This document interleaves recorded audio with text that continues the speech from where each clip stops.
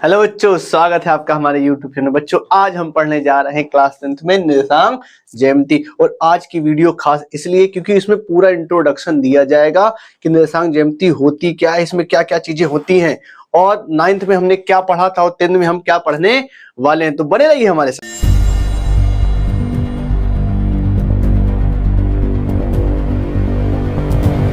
तो बच्चों, आज हम पढ़ेंगे निर्देशांक ज्यामिति। देखिए ध्यान से, निर्देशांक ज्यामिति का प्रयोग सबसे पहले किया था रेनी देकार्ते ने।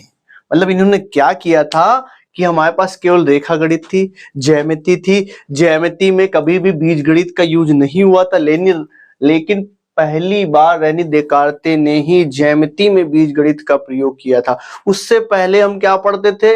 यूक्लिड की ज्यामिति का प्रयोग। लेकिन रेनी देकार्ते ने जब बता दिया कि ज्यामिति में भी बीजगणित का प्रयोग किया जा सकता है, तो उसके बाद से हम जो चर पद हैं इन पर हम पावर लगाकर लिखने लगे। मतलब इनके प्रयोग से पहले हम पावर लगाकर नहीं लिखते थे, लेकिन इनके बाद से हमने क्या करना है, इस पर पावर लगाकर लिखने लगे। तो चलते देखते हैं इस चैप्टर में हमें पढ़ना क्या क्या है, इस एक्सरसाइज में हमें क्या क्या पढ़ना है। देखो बेटा, इन्होंने बताया कि अगर मान लीजिए दो रेखाएं हैं, एक रेखा है हमारी ये, एक रेखा है ये, ठीक है, ठीक, ये एक्स ओ एक्स डैश है, ठीक है बेटा, वाई ओ और वाई डैश है, ठीक। तो जो तल, ध्यान दीजिएगा, पूरी चीजें बताएंगे। जो तल एक्स और वाई अक्ष पर, ध्यान दीजिएगा, इसको क्या कहते हैं? ओ और एक्स को कहते हैं एक्स अक्ष। क्या कहते हैं? एक्स अक्ष। इसको बोलते हैं एक्स डैश अक्ष। वैसे पूरा ये एक्स अक्ष ही है। ये होता है बेटा, इसको बोलते हैं वाई अक्ष, वाई अक्ष।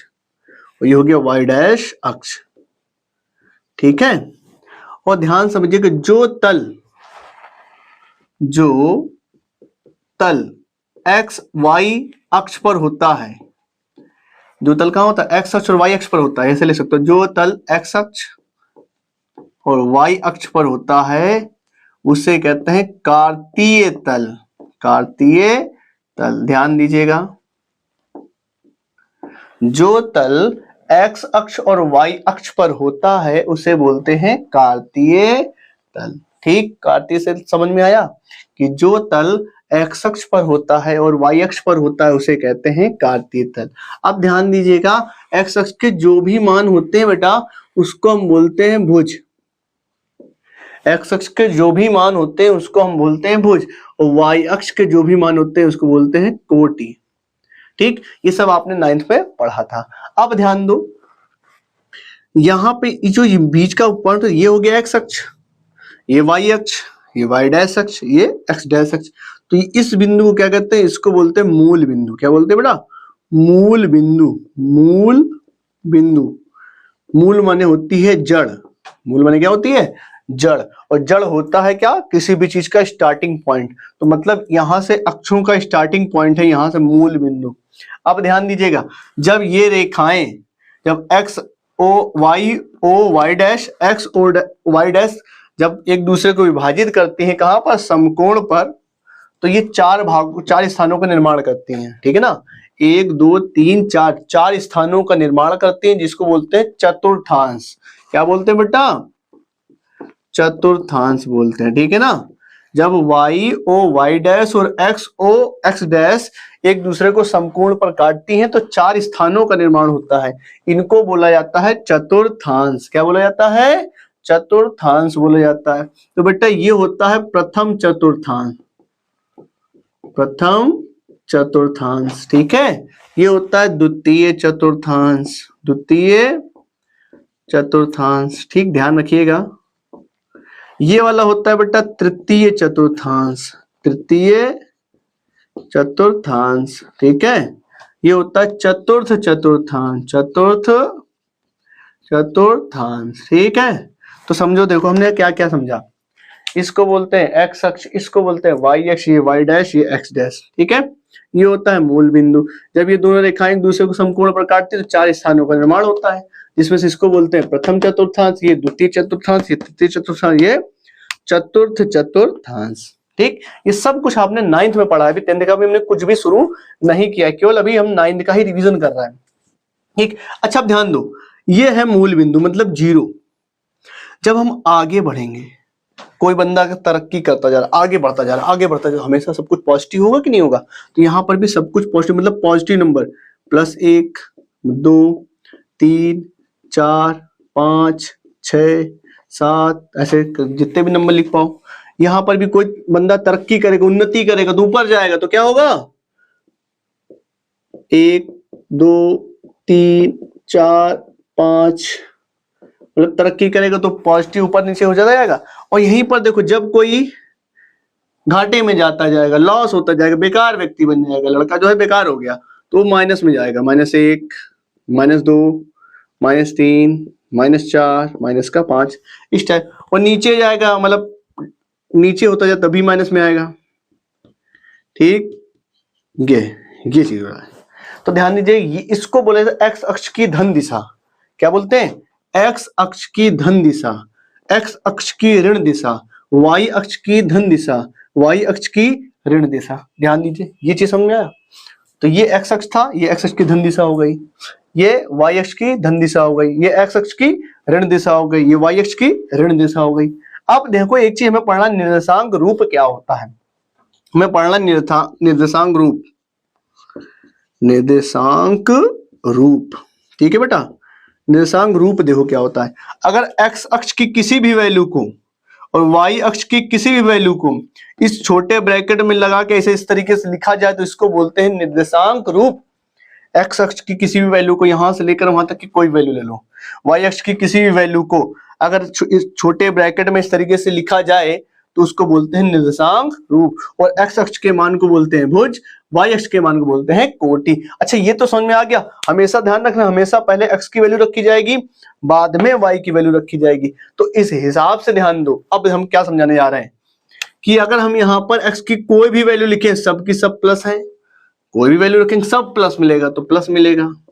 यहां पर वाई अक्ष की कोई भी वैल्यू रख दें, कैसा मिलेगा? प्लस मिलेगा।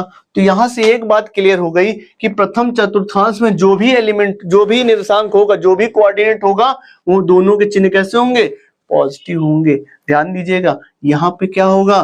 पहले तो हमें एक्स की वैल्यू रखनी है। एक्स कैसा है बेटा? निगेटिव, तो निगेटिव वैल्यू रख दी। अच्छा वाई कैसा है? पॉजिटिव, तो पॉजिटिव वैल्यू रख दी। यहाँ पे देखो हमें एक्स की वैल्यू लिखनी है, एक्स कैसा मिल रहा है? निगेटिव। वाई कैसा मिल रहा है? निगेटिव, मतलब दोनों निगेटिव होंगे।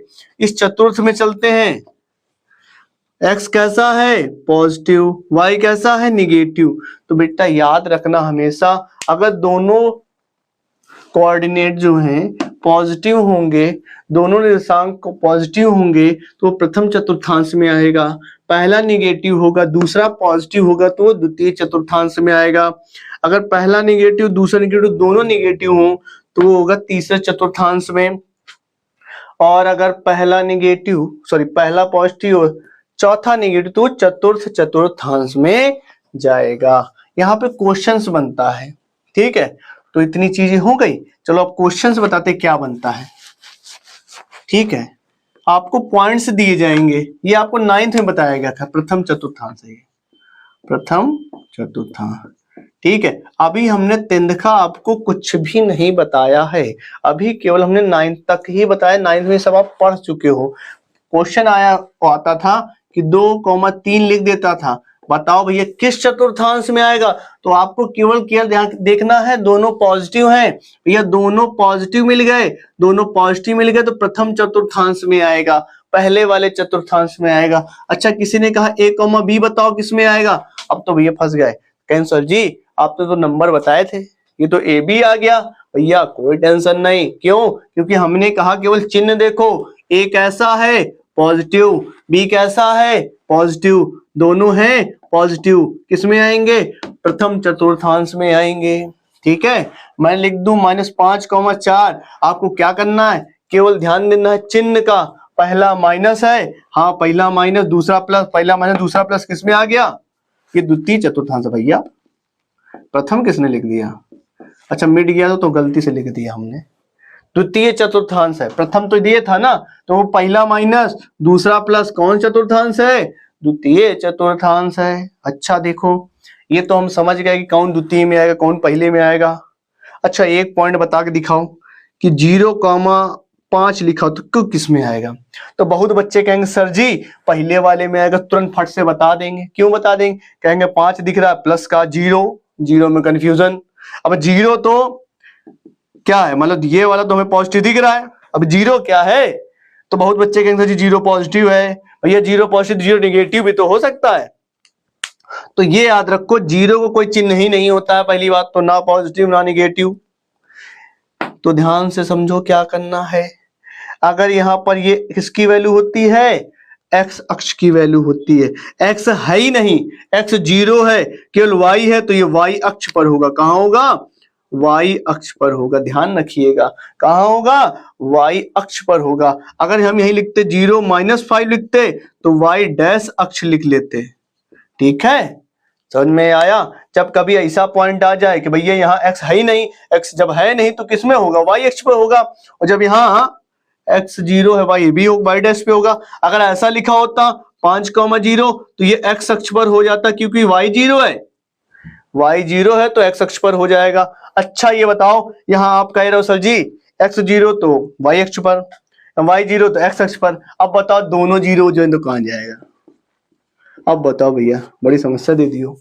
क्या था? एक्स 0 था यहाँ तो वाई अक्ष पे भेज दिया, वाई 0 था तो एक्स अक्ष पे भेज दिया। अब जब दोनों 0 है तो मतलब क्या हुआ, ना तो एक्स पे जाएगा ना वाई पे जाएगा, तो रहेगा कहाँ? मूल बिंदु पे रहेगा। मतलब क्या हुआ? मूल बिंदु के निशान कहाँ है? 0,0 होते हैं। तो बच्चा अभी तक जितना भी मैटर हमने पढ़ा सब कुछ 9th का था। अब हम पढ़ेंगे 10th वाला मैटर। ठीक है, 10th में क्या पढ़ना है? सबसे पहले आपको पढ़ना दो बिंदुओं के बीच की दूरी। ठीक है, फॉर्मूला तो आपने पढ़ा होगा, लेकिन वो आया कैसे अब हम बताते हैं। देखिए ध्यान से, तो इसको हम कर देते हैं रफ। हम पढ़ेंगे दो बिंदुओं के बीच की दूरी। लिखेंगे बेटा दो बिंदुओं, जैसे एक बिंदु x1 y1 और एक लेते हैं x2 y2 के मध्य दूरी। ठीक है बेटा, दो बिंदुओं के बीच की दूरी का फॉर्मूला डेरिवेट करने जा रहे हैं हम लोग। तो मान लो, क्या मान लो? यही मान लो, ये मान लिया हमने, ये x अक्ष है, ये y अक्ष है। एक पॉइंट भैया हमारा इधर है, मान लेते हैं P, एक पॉइंट यहां पर है Q। ठीक, अब निर्देशांक तो आपको बताया ही गया है, निर्देशांक कैसे निकालना 9th में ही बताया गया है। कैसे? तो यहां से मान लेते हैं x की वैल्यू कितनी है? x1 है, और यहां से y की वैल्यू कितनी है? y1 पे है। तो यहाँ पॉइंट क्या हो गया? x1, y1। ठीक है, यहां की बात करें तो x की वैल्यू कितनी है? x2 पर है। यहाँ पे बात कर लेते हैं y की, तो y की वैल्यू क्या हो गई? y2 हो गई।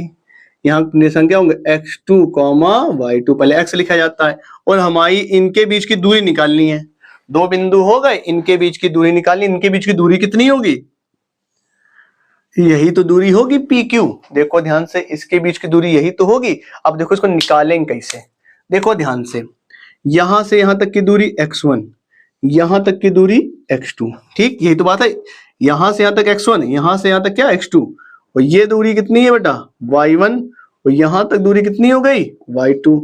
ठीक है, अब ध्यान समझो। अब हमें निकालना है PQ, तो हम क्या करते हैं, यहां से एक लंब ड्रॉ कर देते हैं।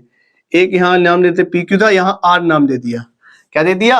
R। अच्छा बताओ, अगर यहां से यहां तक x1 है और यहां से यहां तक x2 है, हमें केवल बीच की दूरी से मतलब है, तो क्या करोगे? y2 में से x1 को घटा दोगे, मतलब x2 में से x1 को घटा दोगे। इस पूरे में से इसको हटा दो तो केवल इतना बचेगा। तो ये कितना हो जाएगा? केवल इतना, x2 माइनस x1 हो जाएगा यहां तक का। कोई दिक्कत? ये पूरा है x2, ये पूरा है x2, उसमें से x1 को माइनस कर दिया तो केवल इतना ही तो बचेगा। पूरे में से इतना हटा दो, इतना ही तो बचेगा बेटा। हाँ बचेगा। यहां पर भी सेम वही कंडीशन, ये पूरा है y2, ये नीचे वाला y1। हमें केवल इतना चाहिए, तो इस पूरे में से नीचे वाला हटा दो, मतलब y2 माइनस y1 कर दो। ठीक है, अब त्रिभुज कौन सा बना? तो यहां पे लिख भी देते हैं।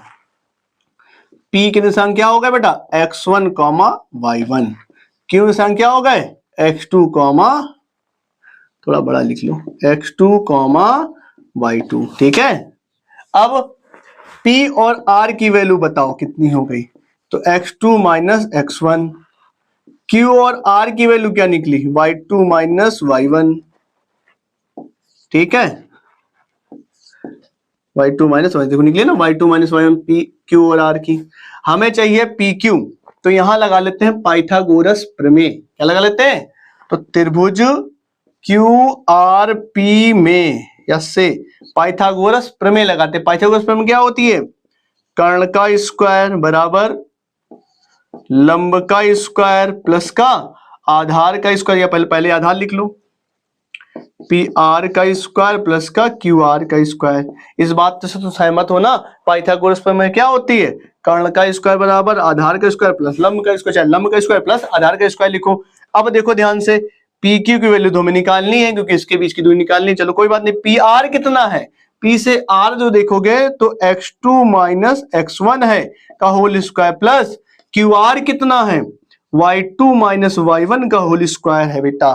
तो यहां से स्क्वायर उसको दे दो, तो PQ की वैल्यू कितनी आ गई, x2 माइनस x1 का whole square plus y2 minus y1 का होल स्क्वायर आ गया बेटा। तो दो बिंदुओं के बीच की दूरी का फॉर्मूला हमारे पास आ चुका है, ठीक है। अब यहां पर एक चीज और है, क्या कि x2 से x1 को घटाओ चाहे x1 से x2 घटाओ, कोई फर्क नहीं पड़ेगा। क्यों नहीं पड़ेगा, क्यों नहीं पड़ेगा, क्योंकि स्क्वायर लगा है। अगर आप कम माइनस आएगा तो भी प्लस होगा, प्लस है तो प्लस तो रहेगा ही प्लस, ठीक है। तो बेटा ये है दो बिंदुओं के बीच के दूरी का फॉर्मूला।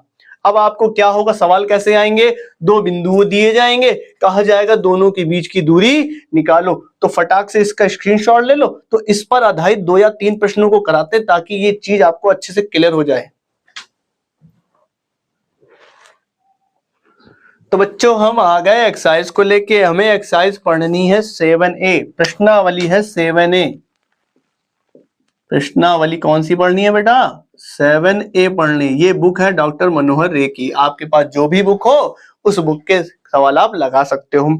तो पहला सवाल दिया गया बेटा, आपके सामने दिख भी रहा होगा कि 4,3 और 2,5 के बीच की दूरी ज्ञात करो। तो कैसे ज्ञात करेंगे बेटा, ये पहला पॉइंट, ये दूसरा पॉइंट। आपको क्या करना है, x1 बराबर लिखना है 4, y1 की वैल्यू लिखनी है 3, लिख लिया हमने।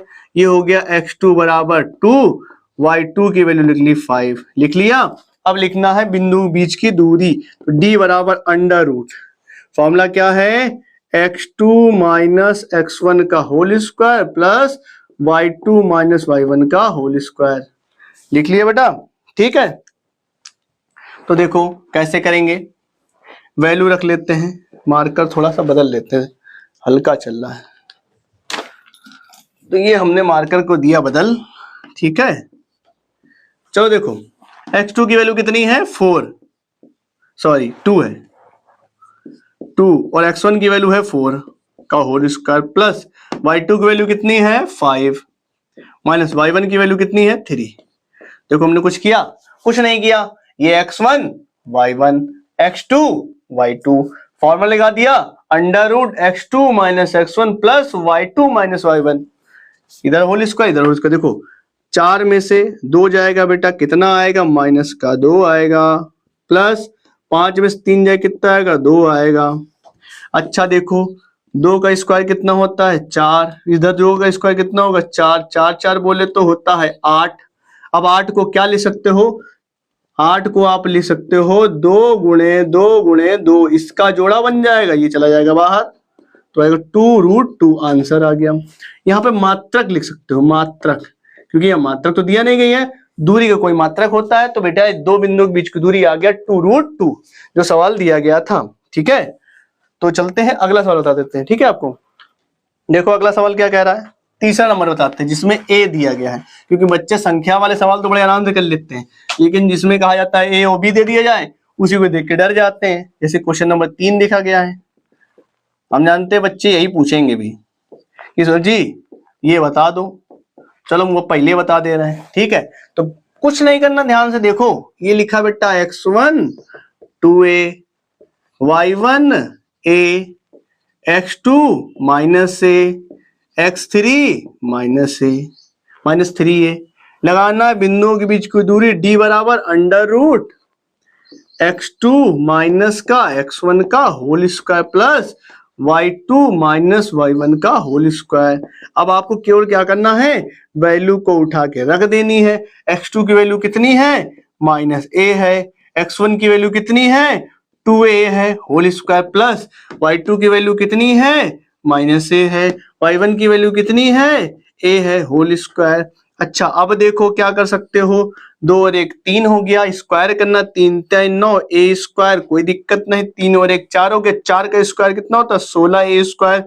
बेटा 16 ना होता है 25 ए स्क्वायर, 25 में से आता है 5 बाहर, ए स्क्वायर में आता है ए बाहर, आंसर आ गया 5a मात्रक। कोई दिक्कत नहीं होगी। ठीक है बच्चों, तो आज हम इतना ही रखते हैं। 7a के केवल पहले सवाल बता दिए। अगली वीडियो में हम मिलेंगे, इसी के आगे सवाल लेकर आएंगे। तो हमारे साथ जुड़े रहिए और सब्सक्राइब कर लिए चैनल को, ताकि हम मोटिवेट हो जाए और एनर्जी के साथ आपके लिए वीडियो बनाएं।